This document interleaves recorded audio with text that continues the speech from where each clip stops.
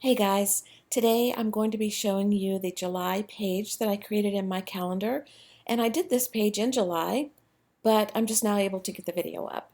And hello, I'm waving hello to you guys.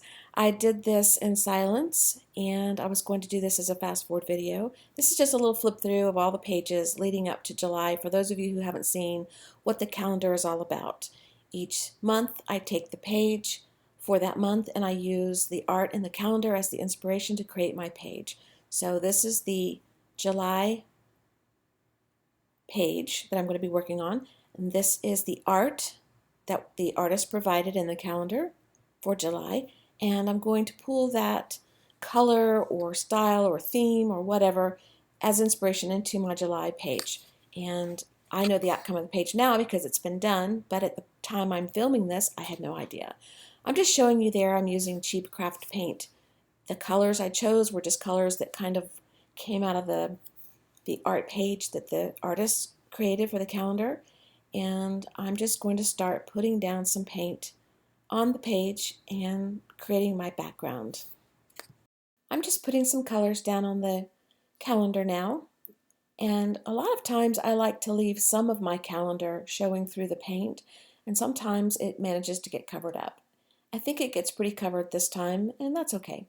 I'm using my gift card to smear the paint around in different directions and just make little blobs here and there until I'm happy with the background. I have an extra sheet of paper off to the side that I'm soaking up extra paint with, and I'll use that later for something. I'm going to use gesso now after I dry the page, and I'm using punchinella, also known as sequin waste, and I'm just using my finger and dabbing the gesso through the holes, and it's not going to be neat and tidy, and I'm okay with that. Otherwise I would have used a sponge. I just wanted some accent on there using the gesso and the little sequin waste piece that was sitting off on my table. I put the sequin waste over the page in different areas and put the white on, and then I take my finger and I smudge in a little white on some of the areas of the page just to use up the rest of the gesso for really no other reason. And then I dry the page, and I'm going to move on to, I think, an accent color where I'm going to put some marks on the calendar page. And I'm going to get my sheet, that's the receipt that I've been blotting up paint with, and I'm going to put the color on the paper and then take my gift card and I'm going to stick the end of it in there and just make a little line, well, several little lines across my page and smear them in. I think I smeared them because I didn't like the straight line and I wanted something more, I don't know, smeary. So I just kind of spread it around with the end of my card after I made the lines. I do that all over the page until I'm happy with what I have. And then I'm going to give you a little bit of a close-up so you can see so far what we've got. I'm going to take some more gesso and put it on my paper there that I've been blotting up paint with. And I'm going to take my card and I'm just going to spread gesso all over the page now. And that just tones down the colors, kind of pushes everything into the background so that whatever I put on top will stand out more than the background, but you can still see the background. I do this a lot with my pages and anything I'm creating a background for, but I don't always do it. It just depends on what I'm going to put down. In this particular case, at the time, I kind of probably decided by then what I was going to do, so that's why I went ahead and lightened the background so that my hearts that you see there are going to stand out. And I'm trying to figure out where to put my calendar, and there's a lot of stuff on my desk, so I wound up putting it behind me. There are some hearts. These came from Victor, Mr. Victor Crafter, in a Happy Mail package that he sent to me a long time ago. I have used a lot of these hearts recently in some of these pages that I've been doing, the 100-Day Project and the little booklet that I did afterwards, and I've really enjoyed using them. So thank you again, Victor, for those hearts. I really love them. I'm taking a couple of colors now and I'm just putting them on the heart. One color on one side, one on the other, and no rhyme or reason. It's just the way I did it. I didn't have a particular reason in mind. And I just start smearing the paint around on the heart because I wanted to get the heart fully covered with paint before I go to my next step. So I put this part in fast forward. I added a little white into the center because I wanted to lighten the color of the heart, and I just continue putting paint on the other two hearts. I'm just holding the hearts down in the center with a paintbrush because they kept sliding around on the wax paper.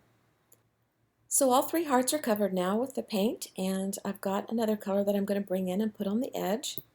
Just a little dot here and there. And then I'm going to take another color and I'm going to add another dot all on one side. And I added too much paint, but that's okay, it works out in the long run. Then I just fold my heart in half and I let all the paint squish together. And of course it overflows outside the edges because I put too much paint on there. But I don't think I used as much paint on the next hearts, so it worked out. And there's one. Now I'm going to do the other two hearts, and I am going to change colors on the other two hearts. I don't remember the colors I used, but I think I used, I don't know, 4 or 6 colors, just so there's a little bit of difference between the hearts. And I used a little less paint, I think you can tell. Learned my lesson the first go round. But excess paint doesn't bother me. I can just wipe it off and on my drop paper, and it'll be used for something else later down the road. So now I have all three hearts covered and I'm drying them up. Now I'm going to take a pencil and I'm going to make some lines down the center of my heart so that I know where I want to come back and add some color, whether it be paint or pencil. I really don't remember until we get to that part of the video because I'm editing as I go and I'm not moving ahead to watch to see what I've done, so I don't remember. But there's markings on one and I'm filling it in with my charcoal sketch marker pencil, and I think I changed my mind later about what I want there and do something different. So we'll see in a second.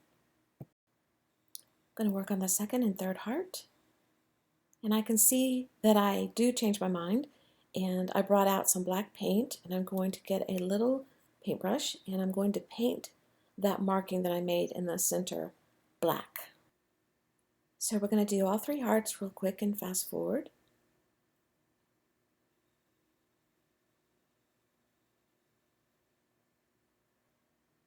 What I'm showing you here is a Faber-Castell Pitt pen. It is size F. It is a fine tip. It is black. And I'm just going to take the pen and all those paint blots that you see on those hearts, I'm going to outline and make my squiggly lines all around those little blotches of paint. Be sure that your paint is dry, whether it's overnight or air dry by natural means, or you use your heat tool, because I've ruined several pens just by being impatient and wanting to start my pen work right away. And most pens do not take kindly to that. So make sure your paint is dry. So we're just going to go around all those little blotches of paint.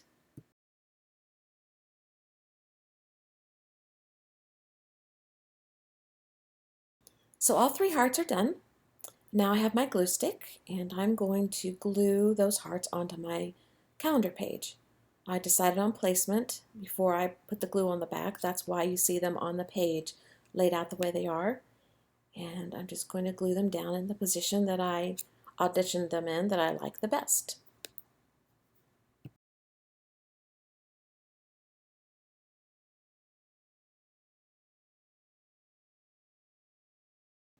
Now that our hearts are done, I'm going to take the Faber-Castell Pitt pen again, the same one I used to outline all the blotches of paint, and I'm going to turn my little hearts into butterflies.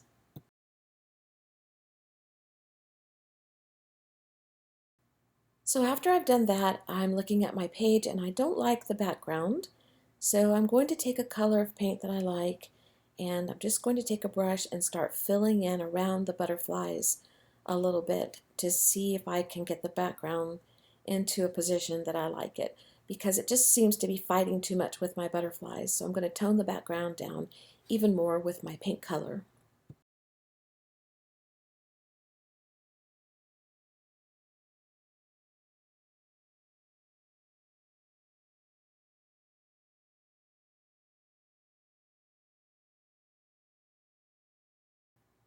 Once that is finished, I decide that it's going to need some more white put on there. So I get my punchinella and my gesso, and I think I use the paintbrush. I just clean it off a little on my paper, and I put some white gesso through the punchinella with my paintbrush, just getting it smeared on the page a little bit so that I have a little bit of something to break up your eye. I don't know, I just didn't like all that color there. I just couldn't seem to be happy.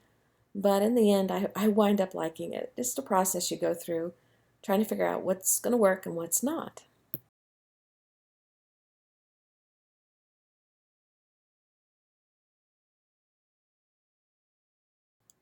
So after that is done, I take a Uniball Signo pen in white, and I'm going to write inside the center of the butterflies on the black line, and I'm going to show you that the artwork says this heart is brave, fierce, and kind. So in each butterfly, I'm going to write each of those words. On the first one, I'll write brave, and then I'll write fierce on another, and kind on the third.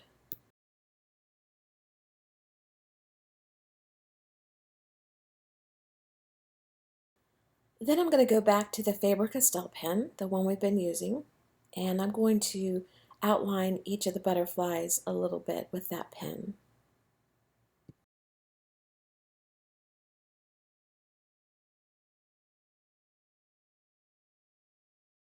Apparently, I'm not happy with the background still, so I brought in a little bit of a color. This one's a green color, and I'm going to add some punchinella to a few places on the art journal page.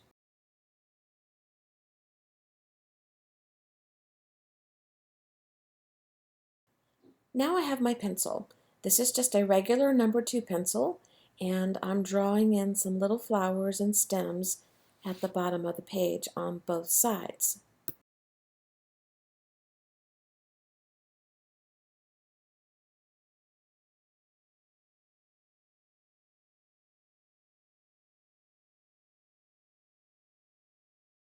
Now that I have the flowers sketched in the way I want them, I'm just going to open a few paint colors, and I'm going to start painting the flowers and bringing in some more color at the bottom of the page.